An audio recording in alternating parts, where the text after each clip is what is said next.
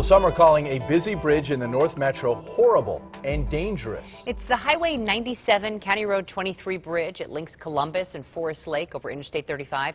MnDOT plans to rebuild the two-lane bridge in a few years, but some say that's not enough. It's not big enough, it's not wide enough, it's dangerous. This news report brought the failing and falling Highway 97 bridge to the region. But it's a well-known problem to the more than 50,000 people who pass through this interchange daily and the businesses and hundreds of nearby jobs that depend on it. The amount of traffic that comes in off of 35 and across the bridge is our lifeblood. I mean, that's really the main artery to our customers who come from all over the county. We have 550 employees on a full-time basis, and seasonally, once the live racing starts, we add another 100 employees. So it's a huge employee base. When school's in session, nearly 100 buses each morning travel over this bridge.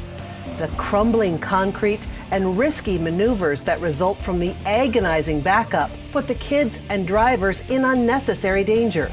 And this is the only interstate access for miles around. Ultimately, a wider, higher capacity bridge is essential for this area. It's key to growth for this area. It's key for keeping businesses going. There is a plan to replace the bridge, but that plan is part of the problem. It calls for redecking the bridge as is and closing the interchange to do so. Oh, I think it'd be horrible. How are we going to get to work? That news was shocking to the commuters we spoke with, who were among the thousands weekly who catch a bus to downtown Minneapolis and downtown St. Paul. That's kind of ridiculous.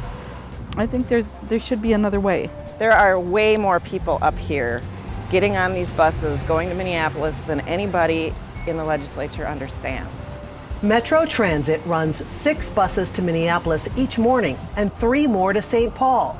With standing room only on each route, that is hundreds of people every day who will be impacted. Closing the bridge is a death knell to local business leaders as well.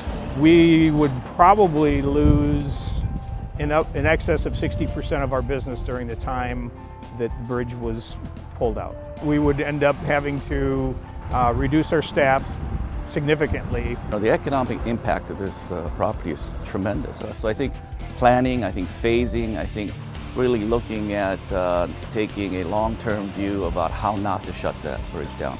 And with the projected addition of 5,000 new households and 4,000 new jobs for a 50% increase in traffic, building from the same blueprint doesn't make sense. The closure of the bridge to accommodate the redecking will result in detours as long as 18 miles. That adds more than 20 additional minutes of travel time. It is simply an unworkable solution for common sense commuters. Where would they put the bus stop? If we want people to get to work on time, if we want people to keep their jobs,